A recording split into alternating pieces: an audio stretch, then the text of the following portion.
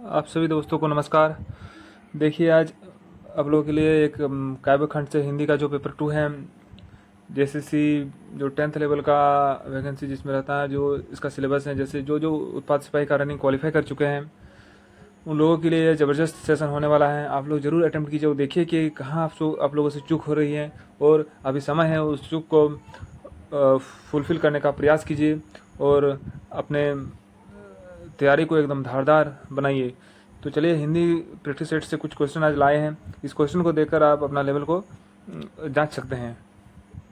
सबसे पहला जो क्वेश्चन होगा स्पेशली झारखंड उत्पाद सिपाही हिंदी के लिए, तो सबसे पहला जो क्वेश्चन है वो है, नेताजी का चश्मा पाठ के लेखक कौन है।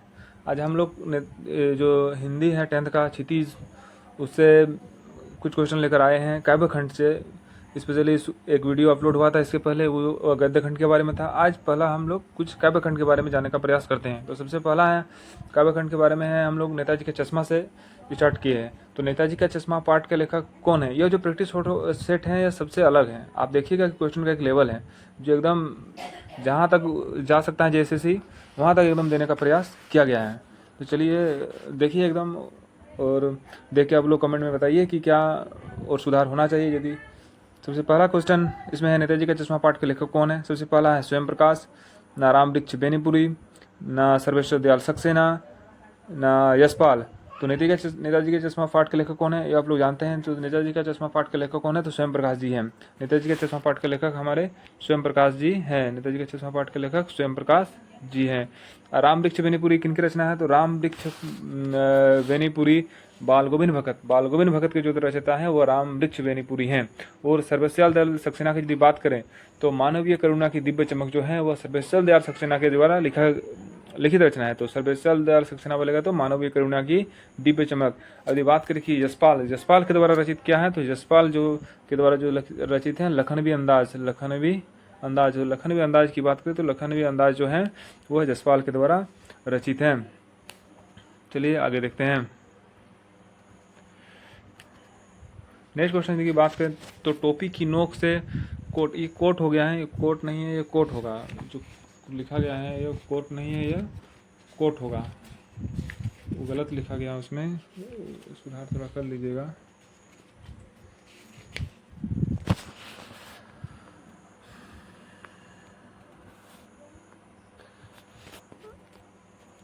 यह जो है यह कोट है, इस तरह है कोट, जो कोट होता है वह कोट है। तो टोपी की नोक से कोट के दूसरे बटन तक मूर्ति की ऊंचाई कितनी थी। 2 फुट, 3 फुट, 4 फुट, ना 5 फुट। थोड़ा आप लोग दिमाग लगाइए और बताने का प्रयास कीजिए कि टोपी की नोक से कोट के दूसरे बटन तक जो मूर्ति की ऊंचाई थी वो कितनी थी। ये लोग आप थोड़ा वीडियो को पॉज करके बताइए कि इसका आंसर क्या होना चाहिए। तो इसका जो सही आंसर है वो हो जाएगा 2 फुट। मूर्ति जो थी वह संगमरमर की थी, या संक्रमण लिखा गया है, गलत है। जो मूर्ति जो थी वह थोड़ा टेक्निकल फॉल्ट, मूर्ति जो थी वह संगमरमर की थी। मूर्ति जो थी वह संगमरमर की थी। और टोपी की नोक से कोट के दूसरे कोट जो है वो कोट के दूसरे बटन तक मूर्ति की ऊंचाई 2 फुट थी, जिसे बस्ट कहा जाता है। मूर्ति मतलब यदि बात करें कि टोपी की नोक से कोट के दूसरे बटन तक उतना तक के मतलब भाग को क्या कहा जाता है, तो उसको कहा जाता है बस्ट। ये आप लोग याद रखिएगा, उसको कहा जाता है बस्ट। चलिए आगे देखते हैं। नेक्स्ट क्वेश्चन की बात करें तो मूर्ति को देखते ही आपको क्या याद आती हैं, कौन सी चीज़ें याद आती हैं। तो मूर्ति को देखते ही एक नारा है दिल्ली चलो, एक नारा है तुम मुझे खून दो मैं तुम्हें आज़ादी दूंगा, दूसरा नारा है इन दोनों, तीसरा है इनमें से कोई नहीं। तो मूर्ति को देखते ही कौन सी याद आती है, तो मूर्ति को देखते ही, क्योंकि मूर्ति जो थी वो सुभाष बाबू की थी, सुभाष चंद्र बोस की मूर्ति थी, हमारे नेताजी की मूर्ति थी। तो मूर्ति को देखते ही हमें दिल्ली चलो तुम मुझे खून दो, वो स्वतंत्रता संग्राम की जो आवाज़ है उस आवाज़ की हमें याद दिलाती हैं। तो यह हो जाएगा, इसका आंसर हो जाएगा इनमें से, मतलब दोनों। इसका आंसर हो जाएगा दोनों। आगे देखते हैं, पान वाला कैसा आदमी था। पान वाला कैसा आदमी था, तो पान वाला जो था एक मोटा, ना खुशमिजाज, ना दोनों, ना इनमें से कोई नहीं। तो पान वाला कैसा आदमी था, तो पान वाले की यदि बात करें तो उनके मुंह में हमेशा पान ठूसा हुआ रहता था। और पान वाला जो था वह कैसा आदमी था, तो पान वाला जो आदमी था वह दोनों था, मोटा भी था, खुशमिजाज भी था, हमेशा मुंह में पान ठूसा हुआ रहता था, मजाकिया आदमी था। इस प्रकार का आदमी था पान वाला, मतलब मोटा भी और खुशमिजाज भी। चलिए आगे देखते हैं, मूर्ति को बनाने वाला कौन था। तो मूर्ति को जो है, मूर्ति को बनाने वाला काम किसको दिया गया था। Option number 1 drawing master Motilal को, ना कैप्टन को, ना हालदार साहब को, या हालदार हो गया, हालदार होगा, हालदार साहब को, ना पान वाला को। तो मूर्ति को बनाने का काम किसको दिया गया था, ये हालदार साहब है। तो मूर्ति को बनाने वाला कौन था, तो मूर्ति को बनाने वाले थे हमारे मास्टर मोतीलाल। मास्टर मोतीलाल जी मूर्ति को बनाने वाले थे, और जिन्होंने कहा था कि हम 1 महीने के अंदर मूर्ति को बनाकर पटक देंगे। इस प्रकार का बात उनके द्वारा कहा गया था। चलिए आगे देखते हैं, मूर्ति के नीचे क्या लिखा हुआ था। तो मूर्ति के नीचे क्या लिखा था, ऑप्शन नंबर 1 कैप्टन का नाम, ना हालदार साहब का नाम, ना मूर्तिकार मास्टर मोतीलाल का नाम, ना इन सभी का नाम। तो मूर्ति के नीचे क्या लिखा हुआ था, यदि बात करें तो कोई भी मूर्तिकार होता है तो उनके नीचे जो मूर्ति बनाता है उन्हीं का नाम लिखा हुआ था। तो इनका आंसर हो जाएगा मूर्तिकार मास्टर मोतीलाल का नाम, मूर्तिकार मास्टर मोतीलाल का नाम। चलिए आगे देखते हैं, स्वयं प्रकाश जी कौन सी पत्रिका का संपादन से जुड़े हुए थे। तरुण भारत, किसान मित्र, ना योगी, ना वसुधा। तो बताइए, ये लोग अच्छा क्वेश्चन है एक। स्वयं प्रकाश जी, ये क्वेश्चन जो है एक लेवल का क्वेश्चन है। स्वयं प्रकाश जी कौन सी पत्रिका का संपादन से जुड़े हुए थे। तरुण भारत, ना किसान मित्र, ना योगी, ना वसुधा। क्या होगा इसका आंसर, आप लोग बताइए। तो इसका यदि आंसर की बात करें तो स्वयं प्रकाश जी जो थे वे वसुधा नामक पत्रिका से जुड़े हुए थे। वसुधा नामक पत्रिका से जुड़े हुए थे कौन, हमारे स्वयं प्रकाश जी। और यदि बात करें तरुण भारत, किसान मित्र, योगी की, यह किसके द्वारा यह मतलब किससे, इनका नाम किससे जुड़ा हुआ है। तो इनका नाम जो जुड़ा हुआ है वह है रामवृक्ष बेनीपुरी जी। रामवृक्ष बेनीपुरी जी तरुण भारत, किसान मित्र और योगी के पत्रिका का संपादन करते थे। रामवृक्ष बेनीपुरी जी, रामवृक्ष बेनीपुरी जी ये इससे जुड़े हुए थे। रामवृक्ष बेनीपुरी जी, रामवृक्ष बेनीपुरी जी। आगे देखते हैं,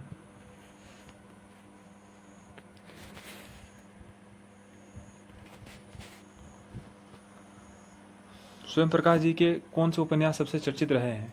तो स्वयं प्रकाश जी ने बहुत सारे उपन्यास भी लिखे हैं, और तो सबसे चर्चित जो उपन्यास है वो उपन्यास उनका कौन सा है। स्वयं प्रकाश जी का सबसे चर्चित उपन्यास कौन सा है। सबसे पहला ऑप्शन है विनय, दूसरा है ईंधन, तीसरा का यदि बात करें तो है इनमें से दोनों, न इनमें से कोई नहीं। तो स्वयं प्रकाश जी कौन से उपन्यास सबसे ज़्यादा चर्चित उनमें रहा है, तो विनय भी रहा है और ईंधन भी, दोनों। ये हो जाएगा दोनों। काफ़ी अच्छा क्वेश्चन है। चलिए आगे देखते हैं, कैप्टन के प्रति पानवाले के मन में कैसी भावना थी। कैप्टन जो था उनके प्रति पानवाले के मन में कैसी भावना थी। प्रेम, न घृणा, न उपेक्षा, न सम्मान। तो कैप्टन जो था एक बूढ़ा लंगड़ा मरियल सा था, लेकिन उनके अंदर देशभक्ति की भावना इतनी थी कि वह सुभाष बाबू की मूर्ति को बिना चश्मे के देख नहीं सकता था। उनके अंदर ऐसी देशभक्ति की भावना थी। लेकिन कैप्टन के प्रति जो पानवाला का व्यवहार था वो क्या था, एकदम उपेक्षा की भावना था। उसके अंदर वो उपेक्षा का भावना था। लेकिन लास्ट अंतिम जब कैप्टन की डेथ हुआ तो उनको भी काफ़ी दुख पहुंचा, और वो भी काफ़ी उनको भी चोट पहुंचा। चलिए आगे देखते हैं, नेताजी के चश्मा पाठ के आधार पर बताएं कि कैप्टन देखने में कैसा था। तो हम अभी बताया आपको, बेहद बूढ़ा था, ना मरियल सा था, ना लंगड़ा था, ना इनमें सभी। तो जो नेताजी का चश्मा पाठ के आधार पर जो है वो कैप्टन क्या था, तो इनमें से सभी इसका सही आंसर हो जाएगा, इनमें से सभी। आगे देखते हैं, हालदार साहब, ये हालदार हो गया है, हालदार साहब है, टाइपिंग मिस्टेक है थोड़ा, ये हालदार साहब है, हालदार साहब है, ये हालदार साहब है।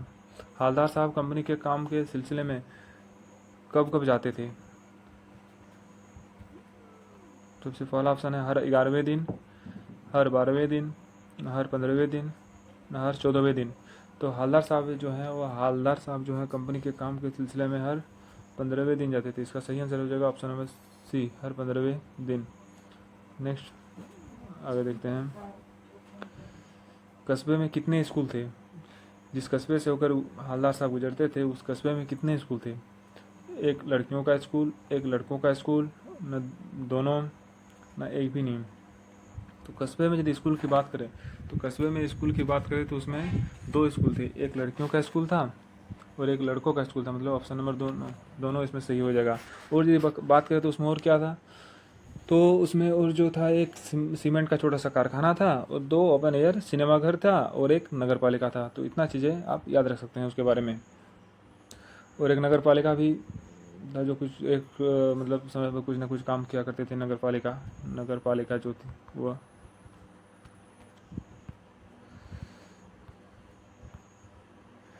हवलदार साहब, सब हवलदार हो गया, हवलदार साहब जो हैं कितने साल तक अपने काम के सिलसिले में उस कस्बे से गुजरते ही नेताजी की मूर्ति में बदलते हुए चश्मे को देखते रहते थे? तो 2 साल, न 3 साल, न 4 साल, न 5 साल। लगभग जो हवलदार साहब हैं वो 2 सालों तक अपने काम के सिलसिले में उस कस्बे से गुजरते थे और मूर्ति को देखते रहते। तो इसका सही आंसर हो जाएगा 2 साल।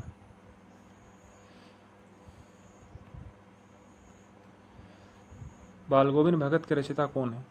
बाल गोविंद भगत के रचयिता कौन है? ऑप्शन नंबर 1 स्वयं प्रकाश, न रामवृक्ष बेनीपुरी, न सर्वेश्वर दयाल सक्सेना, न यशपाल। तो बाल गोविंद भगत के रचयिता कौन है? तो बाल गोविंद भगत के रचयिता हैं रामवृक्ष बेनीपुरी जी उनकी रचयिता हैं। आगे देखते हैं, रामवृक्ष बेनीपुरी का जन्म कब हुआ था? 1899 में, 1898 में, 1897 में, ना 1896 में। तो रामवृक्ष बेनीपुरी का जन्म कब हुआ था? रामवृक्ष बेनीपुरी जी का जन्म की बात करें तो उनका जन्म 1899 में हुआ था। तो कहाँ हुआ था उसके बारे में भी देखते हैं। तो रामवृक्ष बेनीपुरी जी का जन्म बिहार के मुजफ्फरपुर जिले के बेनीपुर गांव में सन 1899 में हुआ था। ये आप याद रखिएगा। आगे देखते हैं, 10वीं तक की शिक्षा प्राप्त करने के बाद वे सन 1920 में राष्ट्रीय स्वतंत्रता आंदोलन में सक्रिय रूप से जुड़ गए हैं। 1920 में राष्ट्रीय स्वतंत्रता आंदोलन में 10वीं तक की शिक्षा प्राप्त करने के बाद ही उन्होंने इसमें जुड़ गए स्वतंत्रता आंदोलन में। सन 1968 में उनका देहावसान हो गया। ये आप याद रखिएगा।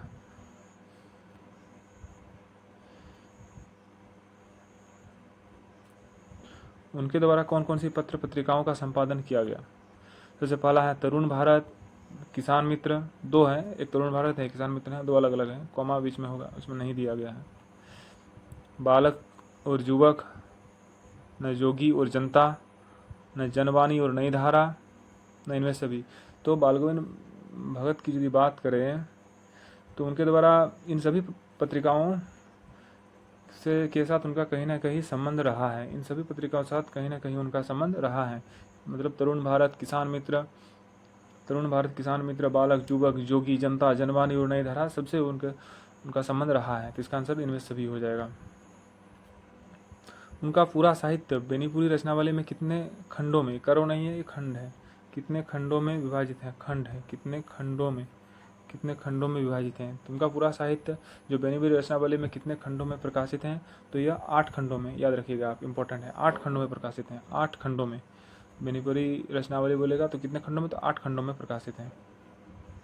देखते हैं, अम्बपाली उनकी कौन सी विधा की रचना है? उपन्यास है, ना नाटक है, ना यात्रा वृत्तांत है, ना संस्मरण है। तो अम्बपाली बोलेगा तो अम्बपाली क्या है? तो अम्बपाली जो है उनका क्या है? तो अम्बपाली उनके द्वारा रचित नाटक है। अम्बपाली उनके द्वारा रचित नाटक है। अम्बपाली उनके द्वारा रचित नाटक है। आगे देखते हैं, पैरों में पंख बांधकर उनके कौन सी विधा की रचना है? पैरों में पंख बांधकर उपन्यास है, ना नाटक है, ना यात्रा वृत्तांत है, ना संस्मरण है।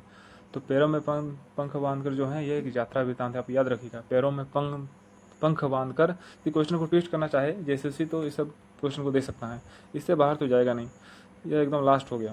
इससे बाहर जाने की संभावना नहीं है। तो पैरों में पंख बांधकर उनकी कौन सी विधा की रचना है, तो यह यात्रा वृत्तांत है। यह उनके द्वारा रचित यात्रा वृत्तांत है, यह आप याद रखिएगा, काफ़ी महत्वपूर्ण है।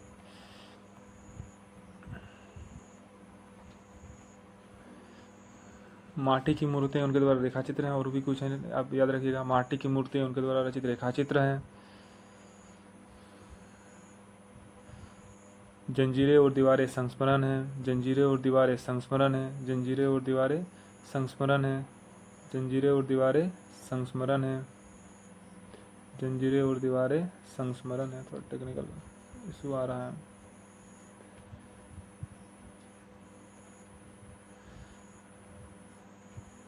जंजीरें और दीवारें संस्मरण, तो याद रखिएगा आप लोग इतना। पैरों में पंख बांध कर क्या है, तो इनके द्वारा रचित यात्रा वृत्तांत है। पैरों में पंख बांध कर यात्रा वृत्तांत है। माटी की मूर्ति रेखाचित्र हैं, और जंजीरें और दीवारें संस्मरण है। ये आप इतना याद रखिएगा। क्या क्या याद रखिएगा, तो जो पैरों में पंख बांध कर हैं वह यात्रा वृत्तांत है। माटी की मूर्ति रेखाचित्र हैं, माटी की मूर्ति रेखाचित्र हैं। जंजीरें और दीवारें संस्मरण है, जंजीरें और दीवारें उनके संस्मरण है। ये आप याद रखिएगा। आगे देखते हैं। रामवृक्ष बेनीपुरी को और किस उपनाम से जाना जाता है, किताबों का बादशाह, नाटकों का जादूगर, कलम का जादूगर, नहीं में सभी। तो रामवृक्ष बेनीपुरी को और क्या नाम से जाता है, कलम का जादूगर। कलम है, कलाम नहीं है। कलम का जादूगर, कलम का जादूगर, उनको कलम का जादूगर भी कहा जाता है। कलम का जादूगर, उनको कलम का जादूगर भी कहा जाता है। ये आप याद रखिएगा।